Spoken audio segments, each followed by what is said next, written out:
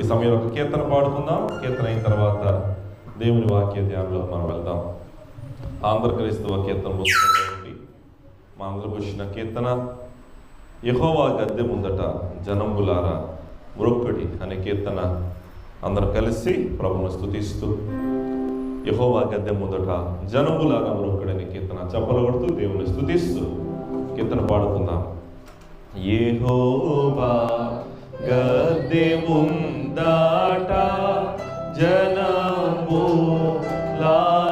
మ్రొక్కుడి, యెహోవా గద్దె ముందట జనంబులారా మ్రొక్కుడి, యెహోవా దేవుడేసుని సృజింప జంపకర్తాయే, సృజింప జంపకర్తాయే, యెహోవా గద్దె ముందట జనంబులారా మ్రొక్కుడి.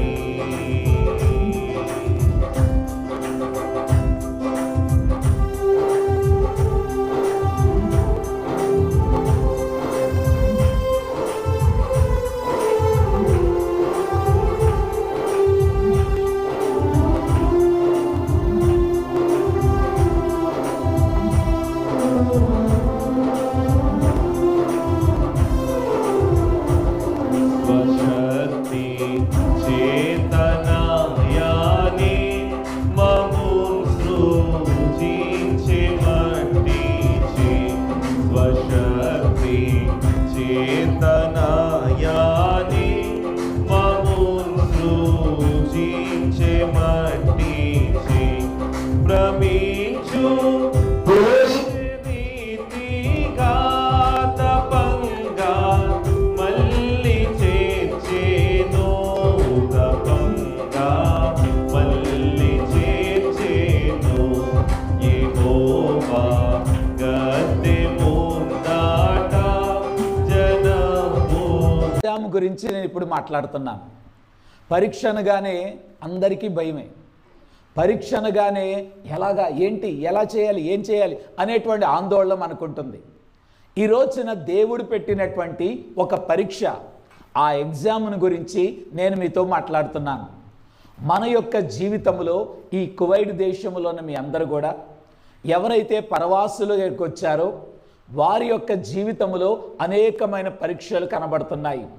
దినదినము పరీక్షలే, దినదినము ఏదో ఒకటి ఏం జరుగుద్దో ఉద్యోగంలో, అలాగే కుటుంబంలో, అలాగే ఇంటి విషయంలో ఇలాగన పరీక్షలు ఎదుర్కొంటున్నాము.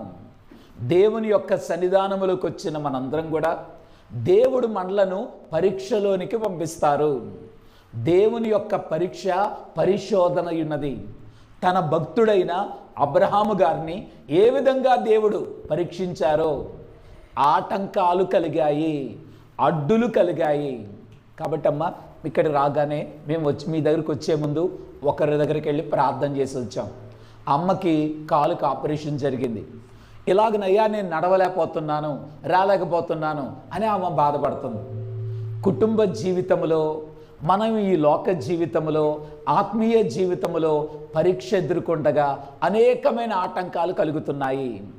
ఈ రోజున అబ్రహాము గారు ఎదుర్కొన్న ఆ యొక్క ఆటంకాలు, పరీక్షలో కలిగిన అడ్డులను ఎలా అధిగమించాడో నేను మీతో మాట్లాడనయ్యున్నాను. ప్రారంభంలో మొదటిగా మీకు ఒక మాట చెప్పనయ్యున్నాను. దేవేష్టము అనండమ్మా. దేవేష్టం అంటే ఏంటండి? దేవేష్టం అనగా దేవుని యొక్క ఇష్టము. చూడండమ్మా, అందరం ఇక్కడ కూర్చున్నాం. కూర్చోగానే ఒక గ్లాసుల నుండి ఇటువైపున మంచి జ్యూస్ ఏదైనా తయారు చేసి, చక్కటి ఆహ్లాదకరమైన ఒక చక్కటి జ్యూసులు తయారు చేసి అన్ని ఇటువైపున పెట్టారు అనుకుందాం. మన అంటే ఇండియాలో థమ్సప్లు ఉంటాయి కనుక అలాగే ఇక్కడ కూడా ఉంటాయో అని తెలియదు, కానీ కోకో కోలా కానీ థమ్సప్ కానీ డ్రింకులన్నీ సీసాలో పోసి అక్కడ పెట్టారు. ఇటువైపు అంతా కూడా కాకరకాయ రసం పెట్టారు. అయిపోయింది కార్యక్రమం. అమ్మ ఏది కావాలో తాగండి అన్నారు. అందరూ ఏది తాగుతారు? థమ్సప్లు కోకో కోలాయే తాగుతారు. కానీ ఎవరు కూడా ఏం తాగరు. ఎందుకనమ్మా? ఎందుకు ఈ అందరూ థమ్సప్లే తాగారంటే మన యొక్క ఇష్టము థమ్సప్ లాగా కోకోకోలా లాగానే ఉంటుంది. దేవుని యొక్క ఇష్టము ఎలా ఉంటుంది? చేదుగా ఉంటుంది. మీరు చెప్పండి అమ్మా, ఆరోగ్యానికి ఏది మంచిది? కానీ ఎవరు తాగరు. అలాగే మన యొక్క ఇష్టము, మనకిష్టమైన కూర, ఇష్టమైన రంగు, ఇష్టమైన బట్టలు, ఇష్టమైన ఇళ్ళు, ఇష్టమైనటువంటి పదార్థాలు, ఇష్టమైన వస్తువులు అన్నీ మన ఇష్టాలే జరగాలనుకుంటాం. ఈ యొక్క ప్రారంభ ఆరాధనకు వచ్చిన వర్లరా, ఈ రోజు నుండి మీ అంతరంగములో నేర్చుకోవాల్సిన పాఠం ఏదనగా దేవేష్టము, అనగా దేవుని యొక్క ఇష్టము. ఇంతవరకు నా ఇష్టాన్ని జరిగించాను, నా ఇష్టం వలన ఉపయోగం లేదు, లాభం లేదు. అమ్మ, కూల్ డ్రింకులు, థమ్సప్లు రోజుకి 2-3 సార్లు తాగేయండి, ఉపయోగం ఉందా? గనక నా ఇష్టము నెరవేర్చుండడం వలన ఏమాత్రం లాభం లేదు. కానీ దేవుని యొక్క ఇష్టాన్ని నేను నెరవేరిస్తే ఎంతో లాభం ఉన్నది. ఈ యొక్క రాత్రికాల సమయంలో నా యొక్క జీవితంలో దేవుని ఇష్టాన్ని నేను నెరవేరుస్తాను అనే తీర్మానాన్ని మనందరం కూడా కలిగి ఉందాము. దేవుని ఇష్టాన్ని నెరవేర్చిన వ్యక్తి ఈ యొక్క అబ్రహాము గారిని చూపించి, మీరు కూడా దేవుని ఇష్టాన్ని నెరవేర్చండి అని ఈరోజు నీతో మీ అందరినీ బోధిస్తున్నాను. ఈ స్థలంలోకి వచ్చిన వాళ్ళరా, అబ్రహాము గారి యొక్క చరిత్ర మీరు అందరూ ఎరిగిన వారై ఉన్నారు. మళ్ళీ జ్ఞాపకం చేస్తున్నాను. అబ్రహాం అనబడిన దేవునికి ఇష్టమైన వ్యక్తి ఆయనకి ఇష్టము లేని స్థలంలో ఉన్నారు. ఆ ఇష్టము లేని దేశంలో ఉండగా ఇష్టమైన వాడు ఇష్టము లేని మనుషుల మధ్య ఇష్టము లేని ప్రాంతంలో ఉన్నాడు గనక, అబ్రహామా నువ్వు అక్కడ ఉండడం నాకు ఇష్టం లేదు గనక నేను ఇష్టపడే దేశానికి వచ్చాయి అని దేవుడు పిలిచారు. ఇది కష్టమైన పని. ఎందుకంటే అప్పుడే పెళ్లి చేసుకున్నాడు, హాయిగా ఇంట్లో ఉన్నాడు, సొంత ఇల్లు కట్టుకున్నారు, చుట్టాలు బంధువులందరూ ఆ ఊరిలో ఉన్నారు, అందరితో పాటు హాయిగా ఉన్నాడు. హాయిగా ఉన్న, ఆనందంగా ఉన్న అబ్రహామును వచ్చాయి బయటికి అని దేవుడు పిలవగా అందరినీ వదిలిపెట్టి, కష్టమైన వదిలిపెట్టి దేవుని ఇష్టం గనక నెరవేర్చాలని అలాగనే దేవుని ఇష్ట ప్రకారం నడిచి వచ్చారు. మీరు కూడా సొంత ఊరిని, సొంత దేశాన్ని విడిచిపెట్టి మీరు కూడా ఈ ప్రాంతానికి వచ్చారు. ఇది దేవుని యొక్క చిత్తము. అనండమ్మా, ఎవరి చిత్తం? దేవుని చిత్తం లేనిదే తల వెంట్రుక కూడా రాలదంటమ్మా. మీరందరూ మా ఈ స్థలంలోకి రావడానికి గల కారణం ఇది దేవుని ఇష్టము. దేవా, ఏ సంకల్పము చేత నన్ను ఇక్కడ నడిపించావు అన్నట్లుగా దేవుని యొక్క ఇష్టాన్ని నెరవేర్చవలసినటువంటి వారమై ఉన్నాము. ఈ రోజున అబ్రహాము గారిని చూపించి కలిగినటువంటి పరీక్షలో ఆటంకాలు, ఇబ్బందులు ఏ విధంగా ఉంటాయో, సమస్యలు ఏ విధంగా జయించాడో ఈరోజు నేను మీతో మాట్లాడుతున్నాను. మరి ఒక మాట మీకు చెప్తున్నాను, నమ్మలేనంత నమ్మకము. అన్నమ్మా, అంటే ఏంటమ్మా? నమ్మలేనంత నమ్మకం. అసలు నమ్మలేదండి నేను ఇలా జరుగుద్దని, అసలు నమ్మలేదండి ఇలా ఉంటుందని అంటారు చూసారా? నమ్మలేనంత నమ్మకం. ఎంత నమ్మకం ఉందో, ఏ విధంగా ఆ పరీక్షలో ఏ విధంగా దేవుడు పరిశోధించగా ఆ పరీక్షలో జయించాడో, మీ జీవితంలో కూడా ఆటంకాలు కలిగినప్పుడు, అడ్డులు కలిగినప్పుడు, ఆగిపోయే పరిస్థితి వచ్చినప్పుడు ఎటువంటి విశ్వాసం కలిగి ఉండాలో అబ్రహాము గారిని చూచి మనందరం కూడా దేవుని ఇష్టాన్ని నెరవేర్చవలసినటువంటి వారమై ఉన్నాము. ఈ రోజున చదవబడిన వాక్య భాగంలో నుండి నేను కొన్ని అంశాలు మీతో మాట్లాడి ఉన్నాను. ఎన్ని అడ్డులు ఉన్నాయో మీరందరూ కూడా ఆటంకాలనే నేను మీకు చూపిస్తున్నాను. దేవాది దేవుని మాట ప్రకారము అబ్రహాము దేవుడు చూపించిన దేశంలోకి వచ్చి హాయిగా నివసిస్తున్నారు. దేవుని యొక్క వాగ్దానం ఏంటంటే, అబ్రహామా ఏంటి ఇలాగున్నా బాధపడుతున్నావు, నేను నిన్ను దీవిస్తాను అని అన్ని విషయాల్లో దీవించాడు. అనగా ఆస్తి విషయంలో, డబ్బు విషయంలో, పశువుల విషయంలో, పనివారి విషయంలో అన్నిట్లో కూడా అలాగ దేవుడు అబ్రహామును దీవించాడు. అబ్రహాం అన్నిట్లో దీవించబడ్డాడు. కానీ మనస్సులో ఒక బాధ ఉండిపోయింది, వారసుడు లేడు అని. ఇచ్చాడండి దేవుడు అన్నీ, నిజమే, పెద్ద ఇల్లు ఇచ్చారు, కారు ఇచ్చారు, అన్ని ఇచ్చారు, అది ఇచ్చారు, ఇది ఇచ్చారు, అన్ని ఇచ్చారు. కానీ ఇదిగో ఇది ఒక్కటి ఇవ్వలేదండి అని అదే పట్టుకుంటాం మనం. ఈయన కూడా అదే బాధ, అన్ని ఇచ్చారు దేవుడు, హాయిగా సంతోషంగా అన్నీ ఉన్నాయి, కానీ దేవుడు పిల్లోడిని ఇవ్వలేదే, సంతానం ఇవ్వలేదే అనే బాధ లోపల ఉండిపోయింది. ఆ బాధ చేత ప్రార్థన చేయగా ప్రభు అతనికి ఇచ్చిన వాగ్దానము, అబ్రహామా ఎందుకలా బాధపడతావు?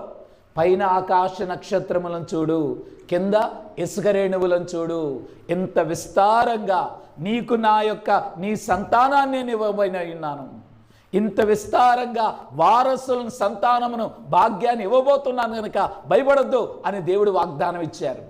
అమ్మో దేవుడు ఇస్తాడంట అని మనసులో నమ్మాడు. నమ్మడమే విశ్వాసం. ఆ విశ్వాసముతో నమ్మి ఇస్తారు దేవుడు నాకు సంతానాన్ని అని ఎదురు చూచాడు. 5 సంవత్సరాలు, 10 సంవత్సరాలు, 15, 20, 30, 40, 50 ముసలోళ్ళు అయిపోయారు. 100 సంవత్సరాలు వచ్చాయి.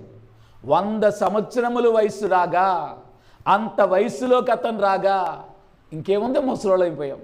భార్య శారమ్మ ముసలాం అయిపోయింది కనుక ఇంకేం సంతానములే అనుకున్నట్లుగా దేవుడు ఇస్తా అన్నారు. కానీ ఏంటిది 5 సంవత్సరాలు, 10, 15 ఎదురు చూచాం కానీ దేవుడు ఇవ్వలేదే అని అలాగా బాధ ఉండిపోయింది. కానీ దేవుడు మాట ఇచ్చారు గనక, ఆయన నమ్మదగినవాడు గనక ఇస్తాళ్లే అనే నిరీక్ష ఉన్నారు. ఒకానొక దినాన ఆదికాండం 18వ అధ్యాయములో సింధూర వనములో అతను ఉండగా దేవుడు అతన్ని దర్శించి, అబ్రహామా నీకు నేను ఇచ్చిన మాట నెరవేరుస్తున్నానని వాగ్దాన కుమారుడైన ఇస్సాకుని ఇవ్వడం జరిగింది. ఆ ఇంట్లో ఆనందం అమ్మ. పిల్లోడు పుట్టగానే చిరునవ్వు, ఆనందం, సంతోషం, ఆహ్లాదం ఆ ఇళ్ళంతా కూడా మురిసిపోయింది. ఇంత వయసులో 100 సంవత్సరాల వయసులో దేవుడి యొక్క గొప్ప అద్భుతాన్ని చేశారన్నట్లుగా వారందరూ ఆనందించారు. అలాగని ఇస్సాకు పెరిగి కొద్దిగా పెద్దవాడయ్యాడు, అంటే యవనస్తుడయ్యాడు అని చరిత్రకారులు రాశారు. అంటే సుమారుగా 30 సంవత్సరాలు వచ్చినాయి అంట. ఒక యవనస్తుడుగా 20 సంవత్సరాలు మేజర్ అయిపోయాడు. ఇస్సాకు యవనస్తుడైపోయిన సమయాన దేవుడు అబ్రహామును పరిశోధించెను. ఎలాగ పరిశోధించారు? ఇప్పుడు మనం చదువుకున్న వాక్య భాగం, అబ్రహామా అని పిలిచి చిత్తం ప్రభు అనగా నీవు ప్రేమించి ఇస్సాకును తీసుకొని, 2వ వచనం, మొరియా దేశమునకు వెళ్ళి అక్కడ నేను నీతో చూపించుబో పర్వతములో ఒక దాని మీద దహన బలిగా అతన్ని అర్పించుమని చెప్పాను. ఒక 10 విషయాలు చెప్తున్నాను వినండి. ఆటంకాలు, అడ్డులు, కథ అబ్రహాముదే, కానీ మన కథే నేను చెప్తున్నాను. జీవితంలో ఎలాగన పరిశోధన కలుగుతుంది, ఎలాంటి పరీక్షలు కలుగుతాయి, ఎలాగన ఆటంకాలు కలుగుతాయో ఈ వాక్యములో ఉన్న సారాంశాన్ని మీరందరూ విని, నేను దేవుని ఇష్టాన్ని నెరవేర్చాలి అని అనుకుంటున్న వాళ్ళరా కలుగుతున్న ఆటంకాలను అబ్రహాము అధిగమించినట్లుగా మీరు కూడా అధిగమించండి. అబ్రహామును దేవుడు పిలిచి, ఒక్కడై ఉన్న నువ్వు ప్రేమించిన ఇస్సాకును నాకు బలిగా ఇచ్చేయి అని దేవుడు అడిగారు. అడగగానే అబ్రహాము గారు ఏమన్నారు? ఇస్తానన్నాడా ఏమన్నాడా? అమ్మా ఇప్పుడు నేను చెప్పాను కదా, దేవుడు పిల్లోడిని ఇస్తానని చెప్పి 5 సంవత్సరాలు కనిపెట్టాడు. 10, 15, 20 చివరికి ముసలోడైపోయి 100 సంవత్సరాల తర్వాత పుట్టిన పిల్లోడు. అయ్యా నువ్వు ఇస్తానని మాట ఇచ్చావు, ఇచ్చిన వెంటనే ఇవ్వలేదు కదా. ఈ యొక్క ముసలోడిని అయిపోయి 100 సంవత్సరాల వయసు తర్వాత పుట్టిన పిల్లోడండి ఈ పిల్లోడు. ఇంత వయసు అయిన తర్వాత వృద్ధాప్యములోకి వచ్చిన తర్వాత పుట్టిన పిల్లోడు కనుక ఇప్పుడు నీకు బలిగా ఇమ్మని అడుగుతున్నావు. ఎలాగిస్తానయ్యా నేను? ఇంత వృద్ధాప్యములో నాకు ఈ బాధ అవసరమా? నేను మాత్రం ఇవ్వలేనయ్యా అని అబ్రహాం గారు అనాల్సింది. అన్నాడమ్మా? అనలేదు. దేవా అని అడిగితే ఇస్తానయ్యా అని మాట ఇచ్చేశాడంతే. అలాగన దేవుని యొక్క ఇష్టాన్ని తన ఇష్టాన్ని కొట్టివేసుకొని దేవేష్టం అనగా దేవుని ఇష్టాన్ని నెరవేర్చేవాడుగా కనబడుతున్నాడు. మొట్టమొదటి ఆటంకం ఏంటంటే దేవుడు మాట్లాడిన మాట కఠినమైన ఆజ్ఞను దేవుడిచ్చారు. అనడం ఏ ఆజ్ఞ? దేవుడు కఠినంగా మాట్లాడాడమ్మా. దేవుడు కఠినంగా మాట్లాడారు.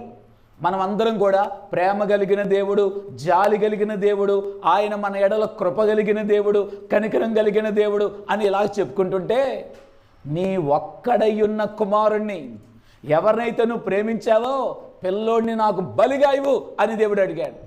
దేవా ఎంత అన్యాయం అయ్యా! దేవునికి ఎవరైనా పశువులను గొర్రెలను బలిస్తారు, దేవునికి అర్పణగా ఇస్తారు. మనిషిని బలివ్వడం ఏంటయ్యా? నా యొక్క కుమారుని బలివ్వడం ఏంటి? నరబలివ్వడం ఏంటి? ఇదేంటిదే, ఇంత కఠినంగా దేవుడు మాట్లాడతారా, ఇంత క్రూరంగా దేవుడు మాట్లాడతారా? దేవుడు మాట్లాడిన మాట కఠినంగా ఉంది. ఆయన మాట్లాడిన మాట ఒక తండ్రి యొక్క హృదయాన్ని నలగొట్టినట్లుగా, నీ ఒక్కడయ్యున్న కుమారుణ్ణి ఇచ్చేయ్ అని దేవుడు అడుగుతుంటే ఎంత కఠినంగా దేవుడు మాట్లాడతారా? ఇంత ఘోరంగా దేవుడు ఈ మాట మాట్లాడతారా?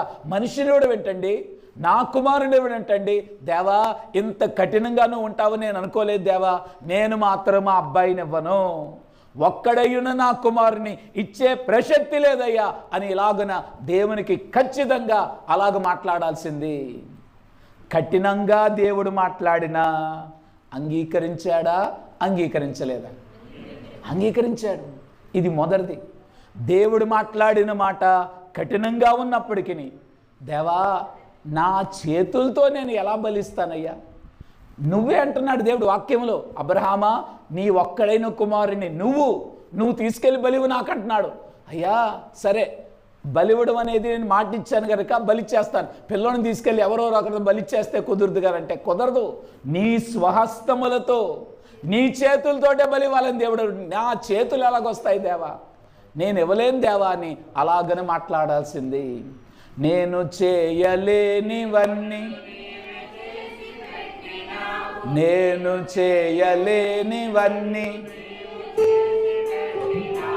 రక్షకానా వందనాలు శ్రీ రక్షకానా. మొదటి ఆటంకము కఠినంగా దేవుడు మాట్లాడారు. రెండో ఆటంకము అడ్డు ఏంటంటే నీ స్వహస్తాలతో దేవుడు అంటున్నారు. నా చేతులతో నేను ఎలా ఇవ్వాలయ్యా?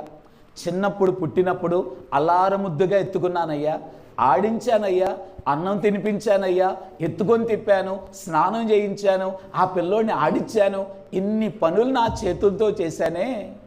ఇప్పుడు ఇదే చేతులతో పిల్లల్ని బలిచ్చేయమంటున్నావు, నరికేయమంటున్నావు. ఎలాగయ్యా, ఎలా నరగలను? ఇంత చల్లారు ముద్దుగా నా స్వహస్తాలతో నేను పెంచిన పిల్లోడిని నా చేతులతోటే నీకు బలివ్వాలంటే నా చేతులు రావయ్యా, కావాలంటే ఇచ్చేస్తానయ్యా, ఎవరితోనో బలి నప్పించుకో, నేవా నేను మాత్రం నా చేతులతో ఇవ్వలేను అని అనాల్సింది అన్నాడమ్మా. ఇదొక ఆటంకం.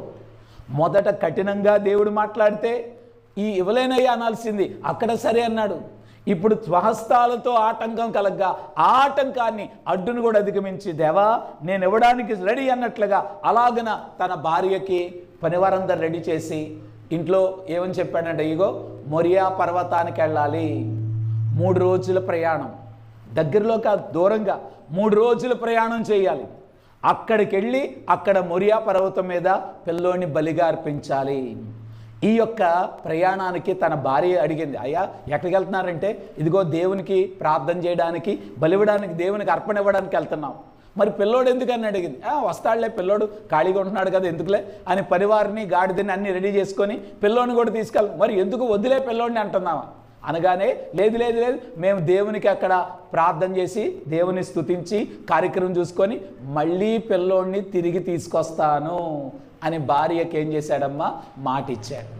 అర్థమవుతుందమ్మా? తన భార్య అడగ్గా తిరిగి వస్తామని మాట ఇచ్చాడు. అబ్బాయి ఎందుకంటే తిరిగి తెస్తానని మాట ఇచ్చాడు. దేవునికి ఏమని మాట ఇచ్చాడు? బలిస్తాను. అమ్మ బలివ్వడానికి, దేవునికి అర్పణ ఇవ్వడానికి, బలివ్వడానికి పిల్లోని తీసుకెళ్తే పిల్లోడు మళ్ళీ వస్తాడా? రాడు. ఈమెకేమని, భార్యకి ఏమని చెప్పాడు? మళ్ళీ వస్తామని మాట ఇచ్చాడు. కాబట్టి ఈ స్థలములోకి వచ్చిన వాళ్ళరా, దేవుని సన్నిధానములోకి వచ్చిన మేమందరం కూడా ఆయన సహవాసం, నాన్న కూర్చోండి, సహవాసములోకి వచ్చిన మనందరం కూడా అయ్యా కూర్చోండి, డిస్టర్బ్ అవుతుంది కదా. సరే అమ్మ కూర్చోండి, ఒక 5 నిమిషాలమ్మా, నేను ముగించే టైం అయిపోవచ్చింది కనుక తిరగొద్దమ్మా, ఒక్క 10 నిమిషాల్లో వాక్యం ముగిస్తాను.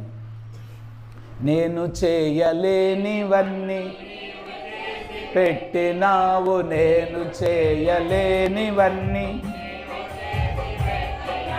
రక్షకానా వందనాలు శ్రీ రక్షకానా. క్లుప్తంగా నేను చెప్తున్నాను. మొదటగా కఠినమైన ఆజ్ఞ, రెండోదిగా స్వస్థాలతో ఇమ్మంటుంటే అలాగన మళ్ళీ వస్తామని భార్యకు మాట ఇచ్చాడు, దేవునికి మాట ఇచ్చాడు. 3 రోజులు ప్రయాణం చేయిస్తున్నాడు. 3 రోజులు ప్రయాణం చేయించుండగా తండ్రి యొక్క మనసు ఎలా ఉండదో ఆలోచించేయండి. కనుక 3 రోజుల ప్రయాణంలో మా అబ్బాయిని కింద ఇంటికాడేమో భార్యకు మాట ఇచ్చాను, మళ్ళీ వస్తాను, దేవునికేమో ఇచ్చేస్తానని మాట ఇచ్చాను. ఇప్పుడు ఎలాగా, ఏం చెప్పాలి? దేవుని దగ్గర కాదంటే కుదరదు. భార్య ఏదో ఇంటికి వచ్చింది, ఏడు పిల్లోడిని అడిగితే నేనేం చెప్పాలి? తండ్రి యొక్క మనసంతా కూడా అకలావికలమైపోతుంది ప్రయాణంలో. అలాగని ప్రయాణం వెళ్తున్నాడు. వెళ్తా మనసులో వచ్చే ఆలోచన ఏంటంటే, ఏదైనా తుఫాను వచ్చిందని, దేవా తుఫాను వచ్చింది కనుక నేను వెళ్ళలేకపోతున్నాను, నన్ను క్షమించని ఇంటికి వచ్చేస్తాను. ఏదైనా సుడిగాలు వస్తే, అమ్మో దేవా సుడిగాలు వచ్చింది, వర్షం వచ్చింది, వడగళ్ళు కురిచాయి, నేను తట్టుకోలేక జలుబు చేసిందో జ్వరం వచ్చిందో ప్రయాణంలో, ఏదో ఇసుక తుఫాను వచ్చింది, ఈ కారణం చేత అయ్యా నేను ఇవ్వలేనయ్యా వెనక్కి వచ్చేస్తున్నాను అని వచ్చేద్దాం. ఏదైనా తుఫాను వస్తే బాగును, ఏదైనా అడ్డు తగిలితే బాగును అని అనుకున్నాడు. కానీ అలాగనే ఏ ఆటంకం లేకుండా అలాగెళ్ళిపోతుంటే తండ్రి యొక్క మనసు అలాగ పిండబడుతుంది ఆలోచన చేత. ఎలాగా ఇక దేవునికి మాట ఇచ్చాను, భార్యకి మాట ఇచ్చాను అనుకుంటా ఏదైనా ఆటంకం కలగాలనే ఆలోచన వచ్చినా ఏ ఆటంకములు ఏ తలంపులు మనస్సులోకి రానికుండా ఒకే గురితో ఇవన్నీ అడ్డులు ఆటంకాలు ఎదురైనా, ప్రయాణం ఆటంకమైనా అధిగమించి ఆ మొరియా పర్వతం దగ్గరికి వెళ్ళిపోయారు. ఇప్పుడు పర్వతం దగ్గరికి వెళ్ళగానే ఆయన చేసినటువంటి పని ఏంటంటే, తన పనివారందరిని కూడా మీరు ఇక్కడే ఉండండి, నేను మా అబ్బాయి కూడా పర్వతం పైకి వెళ్ళి బలి అర్పణ అర్పించి మళ్ళీ నేను తిరిగి వస్తాను. అమ్మ చదవండి ఆ వాక్యాన్ని, చూడండి 5వ వచనం. తన పనివారితో మీరు గాడితో ఇక్కడే ఉండి నేను ఆ చిన్నవాడును అక్కడికి వెళ్ళి దేవునికి మ్రొక్కి మరలా మీ వద్దకు వచ్చేద్దామని. అమ్మ వింటున్నారా? మరలా వస్తామని ఎవరు చెప్పాడు? కొండ మీద ఎక్కుతున్నారు. ఎక్కుతుంటే ఈ పిల్లోడిని ఏం చేయడానికి తీసుకెళ్తున్నాడు పైకి? బలి అర్పించేటప్పుడు పిల్లోడు మళ్ళీ వస్తాడా? వీళ్ళ పనివాళ్ళతో అంటున్నాడు, ఇదిగో మేము వెళ్ళి అక్కడ ప్రార్థన చేసి దహన బలి జరిగించి మళ్ళీ పిల్లోడితో మళ్ళీ వస్తామని వీళ్ళకి మాట ఇచ్చాడు. అమ్మ పిల్లోడిని చంపేసి దేవునికి బలిచ్చి కిందకు వస్తే ఈ పనివాళ్ళు అడుగుతారు, అయ్యా ఏడండి బాబు ఏడండి అని అడుగుతారు. లేడండి అనగానే ఆ పనివాళ్ళు ఏమంటారమ్మా, నిజంగా నువ్వు తండ్రివేనా? మళ్ళీ వస్తాను మాకు చెప్పి, ఇంటికాడేమో అమ్మగారికి చెప్పి, ఇటు అమ్మగారికి మళ్ళీ వస్తామని చెప్పావు, మాకేమో కిందేమో మళ్ళీ వస్తామని చెప్పావు, చెప్పేసి ఇప్పుడు తీసుకెళ్ళి ఇంత కసాయోడువా అని ఊరిలోకి వెళ్ళిపోయి ఇంత పని చేశాడండి ఈయన అని ఊరిలో జనమందరికి చెప్పగా ఈయన ఊరిలో తలెత్తుకొని తిరగలడా? బంధువులేమంటారు, ఊరిలో జనమేమంటారు, అక్కడ ఉన్న ప్రాంతంలో ఉన్నారు అందరూ పిల్లోడిని తీసుకెళ్ళిపోయి లేక 100 సంవత్సరాలు పుట్టిన పిల్లోడిని దేవుడు అడిగాడంట, అలాగే ఇచ్చేసి వచ్చాడండి అనగానే ఎంత భయంకరమైన స్థితితో చూడండి. దేవా ఈ బాధ నేను తట్టుకోలేనయ్యా, చుట్టాలు బంధువులు నన్ను వేరు చేస్తారు, ఊరిలో జనం నన్ను అసహ్యంగా చూస్తారు, దాని బదులు నా ప్రాణం ఇస్తానయ్యా, అంతేగాని మా అబ్బాయిని నేను ఇవ్వలేనయ్యా అని దేవునికి చెప్పాల్సింది. ఈ ఆటంకము దగ్గర ఆగిపోయాడా? చెప్పండమ్మా. ఆగలేదు, వెళ్ళిపోతున్నాడు పైకి. ఈయన వయసు అనుకుందాం 100 సంవత్సరాలు పిల్లోడు పుట్టాడు, ఈ పిల్లోడికి ఒక 20 అనుకో, 120 సంవత్సరాల వయసులో ఉన్న ముసలాయన చకచకా కొండెక్కగలడా? నిదానంగా ఎక్కుతాడు ఆయన. అలాగే ఓపిక చేసుకొని ఎక్కుతున్నాడు. ఎక్కుతుండగానే ఈ పిల్లోడు అడిగాడు, నానా మరే మన దగ్గర కట్టెలున్నాయి, నేను మోస్తున్నాను, నీ చేతిలో నిప్పు ఉంది, కట్టెలున్నాయి నిప్పున్నాయి, కానీ మరి బలి అర్పించడానికి దేవునికి వెళ్తున్నామని చెప్పావు కదా, ఆ బలి అర్పణ గొర్రె పిల్ల ఏది అని అడిగాడు. ఆ మాటమ్మ ఒక తండ్రి గుండెలో కత్తితో పొడిచినట్టు. ఏది నాన్న గొర్రె పిల్లని అడగగానే ఆ తండ్రి యొక్క ఆవేదన తట్టుకోలేంది. 120 సంవత్సరాలంత వృద్ధాప్యములో ఉన్న తండ్రి యొక్క గుండెల్లో బళ్ళెముతో పొడిచినట్లుగా, నానా నువ్వే ఆ గొర్రెపిల్లవి అనాల్సింది. నువ్వే ఆ గొర్రెపిల్ల అనలేక ఆ బాధ తట్టుకోలేక ఒక్కసారిగా కృంగిపోయే పరిస్థితి వచ్చింది. కృంగిపోయి పడిపోయే పరిస్థితి వచ్చిన అబ్రహాము ఈ ఆటంకాన్ని కూడా ఏం చేశాడమ్మా? అధిగమించాడు. ఇప్పుడు వెళ్ళిపోదాం. పైకి వెళ్ళిపోయాడు. పైకి వెళ్ళిపోయిన తర్వాత ఆ కొండ మీద బలిపీఠం కట్టాలి. అంటే రాళ్లతో బలిపీఠం కట్టాలి. ఈయన ముసలాయన వాళ్ళ అబ్బాయి సహాయం చేస్తున్నాడు, ఒక్కొక్క రాయి ఈయన పెడుతున్నాడు, వాళ్ళ అబ్బాయి పెడుతున్నాడు. అలాగన ఆ యొక్క మొరియా పర్వతం మీద బలిపీఠం కట్టడం ప్రారంభించారు. బలిపీఠం కడుతుంటే తండ్రి హృదయం ఎలా ఉండదో ఆలోచన చేయండి. అంటే మా అబ్బాయిని చంపేసే బలిపీఠాన్ని నేనే కడుతున్నానా? అంటే పిల్లోడి యొక్క సమాధినమ్మ బతికుండగానే ఏ తండ్రి అయినా కట్టగలడా? ఎంత బాధ ఉండదో చూడండి. ఈ రాళ్ళని నేను మోసుకొచ్చి ఒకదాని మీద ఒకటి ఒకదాని మీద పెట్టాలా? దేవా, నేను ముసలోడినయ్యా, ఈ రాళ్ళు మొయ్యలేనయ్యా, ఈ బండలు మొయ్యలేనయ్యా, నేను ఎత్తి పెట్టలేనయ్యా, బలిపీఠం కట్టలేనయ్యా. ఈ కారణం చేత దేవా, బలిపీఠానికి కట్టలేను గనక, ఈ పరీక్ష నాకు పెట్టావు గనక, నా వయసును బట్టి నేను మొయ్యలేకపోతున్నాను, రాళ్ళు కట్టలేకపోతున్నాను బలిపీఠాన్ని, నేను ఈ పని చేయలేనయ్యా, ఇవ్వాలని మనసున్నా నా శరీరం సహకరించట్లేదు గనక నేను ఇవ్వలేనయ్యా అని అక్కడ ఆగిపోవాల్సింది. ఆగిపోయాడమ్మా? ఆగిపోలా. బలిపీఠం కట్టేశాడు.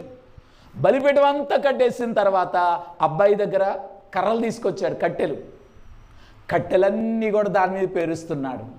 ఈ కట్టెలు తన పిల్లోడిని ఏం చేయబోతున్నాయమ్మా? కాల్చేయబోతున్నాయి. గనుక మా పిల్లోడిని కాల్చే కర్రలు పిల్లోడితో మోపించాను. ఆ కాల్చే కర్రలన్నీ కూడా బలిపీఠం మీద నేను ఎలా పేర్చాలి దేవా? నేను పేర్చలేనయ్యా, ఎందుకంటే ఈ కట్టెలే పిల్లోడిని కాల్చేయబోతున్నా. ఆ పిల్లోడిని ఎలా పేర్చగలను దేవా? నేను ఎలా చేయగలను దేవా? నేను పేర్చలేనయ్యా ఈ కర్రలన్నీ కూడా అని ఆగిపోవాల్సింది. ఆగాడమ్మా? ఆటంకాన్ని కూడా అధిగమించేశాడు. ఇప్పుడు కథంతా అయిపోయింది, చివరికి వచ్చేసింది. ఇంకా చివరికి రాగానే ఒక గొర్రె పిల్లని బలివ్వాలంటే ఆ గొర్రె పిల్ల యొక్క కాళ్ళు రెండు ఏం చేస్తారు? కట్టేస్తారు. ఇప్పుడు ఈ పిల్లోని కట్టేయాలి. ఈ పిల్లోడు యవనస్తుడు అనుకుందాం, 20 సంవత్సరాల వయసున్న యవనస్తుడు. ఈయనేమో 120 సంవత్సరాల వయసున్న వృద్ధుడు. వృద్ధుడైనటువంటి ఈ వ్యక్తి యవనస్తుడైన ఆ వ్యక్తిని, ఆ పిల్లోడిని కాళ్ళు చేతులు కడుతుంటే ఆ యొక్క పిల్లోడికి తెలిసిపోయింది, నన్నే చంపేపోతున్నాడు మా నాన్న అని. అలా తెలియగానే పిల్లోడు ఒప్పుకుంటాడా?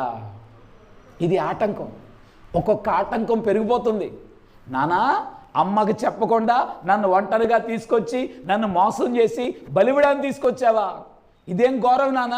నా చేతులు కాళ్ళు కట్టేస్తావా? నన్ను చంపేస్తావా? ప్రాణాలు తీస్తావా అని ఒక్క తోపు దోసాడు అనుకోండి పిల్లోడు. ఈ ముసలాయన ఏమవుతాడు? కొడ మీద పరిగెట్టినా పిల్లోడిని పట్టుకోగలడా? దేవా, మా పిల్లోడు ఒప్పుకోడయ్యా, పిల్లోడు కాళ్ళు చేతులు కడితే ఆ పిల్లోడు యవనస్తుడు, ఆ పిల్లోడు నన్ను తోసేస్తాడు, ఆ పిల్లోడు కట్టించుకోడయ్యా, ఈ కారణం చేత నేను నీకు బలివ్వలేకపోతున్నాను దేవా అని ఆగిపోవాలి. ఆటంకము దగ్గర ఆగాడా? ఆగలేదు. నానా చేతులు చాపన్నాడు. ఎందుకు నానా? దేవుని యొక్క మాట ఇచ్చాను, దేవుని ఇష్టాన్ని నెరవేర్చాలి, పడు చెయ్య, మనిద్దరం కలిసి దేవుని ఇష్టాన్ని నెరవేర్దాం అని చేతులు పట్టుమన్నాడు. చేతులు పెట్టాడంతే ఆ పిల్లోడు కాళ్ళు చేతులు కట్టేశాడు. చూసారా? నమ్మలేనంత నమ్మకం. దేవుని ఇష్టాన్ని నెరవేర్చాలి నాన్న అనగానే ఆ పిల్లోడు ఒప్పుకున్నాడు, కాళ్ళు చేతులు కట్టేశాడు. ఇప్పుడు చివరికి వచ్చేసాం. పిల్లోడు కాళ్ళు చేతులు కట్టేసి కింద పడుకోబెట్టాడు. ఈ పిల్లోడిని బలిపీఠం మీద పడుకోబెట్టాలి. అర్థమవుతుందమ్మా? నేను అడుగుతానమ్మా, మీరు ఎన్ని కేజీలు ఎత్తగలరు? నేను చెప్తున్నాను కదా వాక్యం, ఇది ఒక 20-25 కేజీలు ఉంటుంది. ఈ 25 కేజీలు పోడియాన్ని మీరు ఎత్తగలరా? చెప్పండి.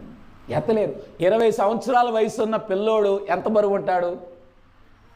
80 లేకపోతే 60 కేజీలో బరువు ఉంటాడు. 60 కేజీలు ఉన్న పిల్లోడిని 120 సంవత్సరాల వయసు ఉన్న ముసలాయిన ఎత్తి బలిపేట మీద పడుకోబెట్టగలడా? కాబట్టి కింద నుంచి ఎత్తి పడుకోబెట్టాలి పిల్లోడు. కాళ్ళు చేతులు కట్టాడు. దేవా, నేను ముసలాయిని గనక, ఎత్తలేను గనక, బరువులు మోయలేను గనక నా కుమారుని ఇవ్వాలని తీసుకొచ్చాను. ఈ కారణం చేత నేను ఆగిపోతున్నానయ్యా, నేను ఏమాత్రం ఇవ్వలేను తేవా అని అలాగ ఆగిపోవాల్సింది. ఈ ఆటంకము దగ్గర ఆగిపోయాడా? ఆగిపోలేదమ్మా. ముసలాయినైనప్పుడు కూడా ఎత్తి పిల్లోడిని ఆ బలిపీఠం మీద పడుకోబెట్టేశాడంతే. పడుకోబెట్టి ఆఖరి ఘట్టం తన స్వహస్తములతో దేవునికి అర్పణగా నరికిచ్చేసి అలాగన బలిగా అర్పించాలి. దేవా, నేను ఇవ్వలేనయ్యా, నా చేతులు రావయ్యా, కన్న పిల్లోడిని, పెంచిన పిల్లోడిని నా స్వహస్తాలతో, నా చేతులతో ఎలా నరగలనయ్యా, ఎలా మొక్కలు చేసి కాల్చేయగలనయ్యా? దేవా, ఇది పశువు అయితే చేస్తాను కానీ కన్న కొడుకుని ఎలా చేయగలనయ్యా? నేను ఇవ్వలేదయ్యా అని ఏడ్చి అక్కడ ఆగిపోవలసింది. ఆగిపోయాడమ్మా? ఆగకుండా నరికేయడానికి అలాగే చేయెత్తేశాడు. వెంటనే పరలోక శబ్దము, దేవదూత యొక్క శబ్దము, అబ్రహామా ఆగు అని దేవుడు ఆపేసి, నీ కుమారుని బదులుగా ఇదిగో ఆ పశువుని అర్పణగా అర్పించమన్నారు.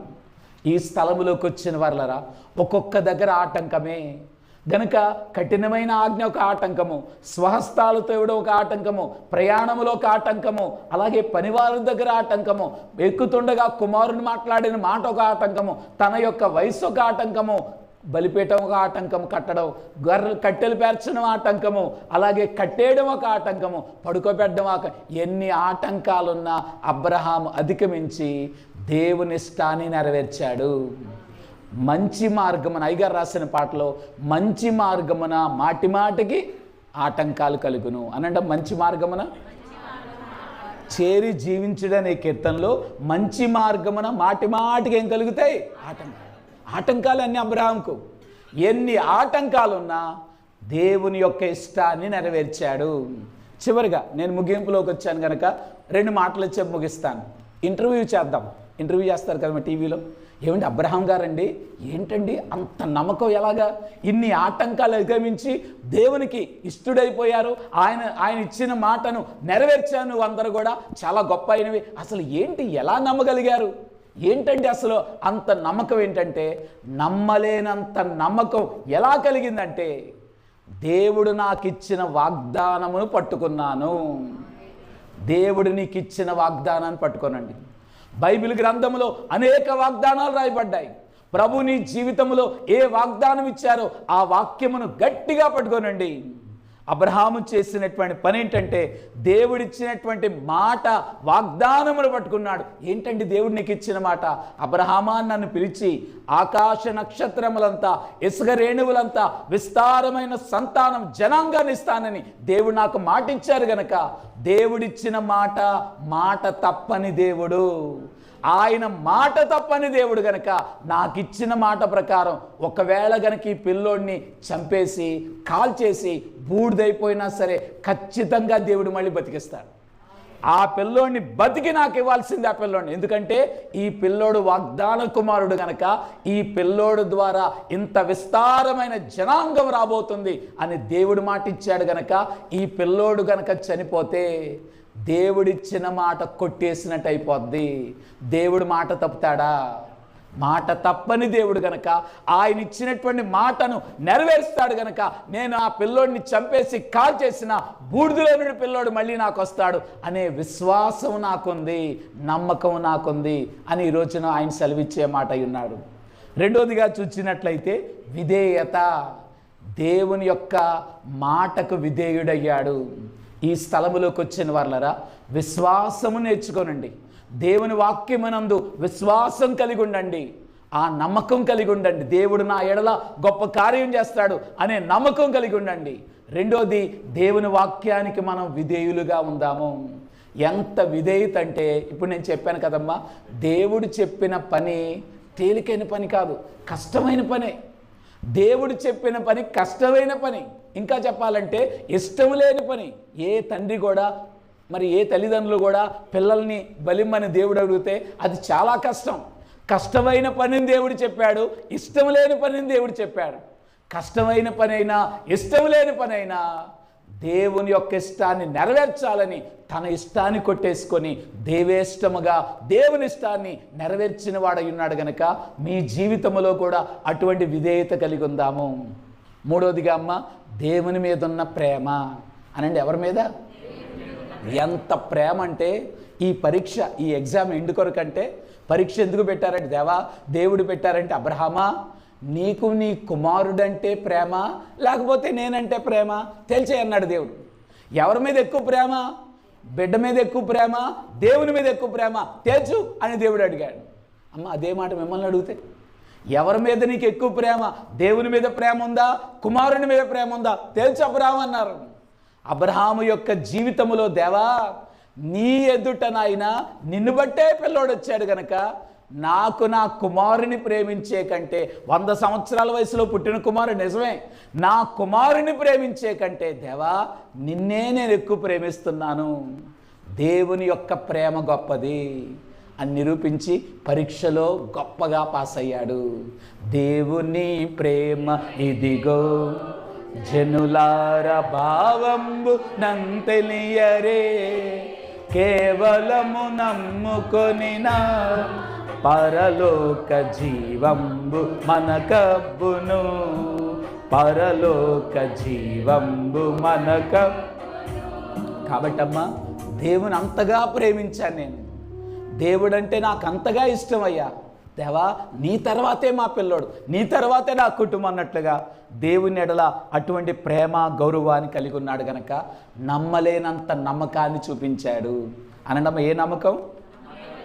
ఈ స్థలములోకి వచ్చిన వాళ్ళరా మన యొక్క జీవితంలో కూడా ఇంతవరకు మన ఇష్టాన్ని నెరవేర్చుకుంటూ వచ్చాము. ఇక మీదట నా దేవుని యొక్క ఇష్టాన్ని నేను నెరవేర్చాలి. నా దేవుని ఇష్టాన్ని నెరవేర్చడం కష్టమైనప్పటికీ, ఆటంకాలు ఉన్నప్పటికీ ఒక్కొక్క ఆటంకాన్ని అధిగమించుకుంటా అలాగన దేవుని ఎడల విశ్వాసము, దేవుని ఎడల ఆ గొప్ప విధేయత, ప్రేమను బట్టి నమ్మలేనంత నమ్మకంతో దేవేష్టుడుగా, దేవునికి ఇష్టమైన వాడుగా మారిపోయారు. ఈ హవాలీ ప్రాంతంలో, కువైట్ దేశంలో ఆరాధనకు వచ్చిన మీ అందరూ కూడా, దేవుని సన్నిధానంలోకి వచ్చి మీ అందరూ దేవేష్టులుగా ఉండండి. చెప్పండి, ఎవరిష్టాన్ని నెరవేర్చాలి? దేవుని ఇష్టాన్ని నెరవేర్చాలి. దేవుని తర్వాతే ఏదైనా అని మొదటి ప్రాధాన్యత దేవునికి ఇవ్వండి. ఇది కష్టమైన పని, కానీ కష్టమైన పనైనా, ఇష్టం లేని పనైనా ఇష్టపడి అలాగని దేవుని ఇష్టాన్ని అబ్రహాము నెరవేర్చినట్లుగా మీరు నెరవేర్చి దేవేష్టులుగా ఉండగలిగిన కృపా ధన్యత తండ్రి మనందరికి అనుగ్రహించును గాక. పరిశుద్ధుడైన తండ్రి, వెత్తబడిన వాక్యమును స్థిరపరిచి ఫలింపచేసి నీ నామ ఘనత కొరకు వాడుకొనండి. ఈ నూతనంగా ప్రారంభించినటువంటి ఈ యొక్క దేవాలయములో ఆరాధన, బైబిల్ మిషన్ యొక్క ఆరాధనలో మేమందరము దేవునికి ఇష్టలుగా, దేవేష్టులంగా వర్ధిల్లగలిగిన కృపా ధన్యత వీరికి దయచేయండి. వెత్తబడిన వాక్యము ద్వారా ప్రకాశింపజేసి, ప్రజ్వలింపజేసి ఈ కాంతి ద్వారా అనేకులను ఆకర్షించగలిగిన కృపా ధన్యత దయచేయమని యేసు నామమున వేడుకుంటున్నాం తండ్రి. మరొకసారి అందరికీ మరణాత. మానవుని ఇష్టం, అలాగే దేవుని ఇష్టం, మానవుని ఇష్టం ఎలా ఉండాలి? చక్కటి దివ్యమైన వాక్య వర్తమానం మనకు అందించిన బైబిల్ మిషన్ వైస్ ప్రెసిడెంట్ గారు, reverend doctor P. John Devadasayya గారికి మనం అందరం వచ్చినాం. మరణాత తెలియజేద్దాం. మరణాత.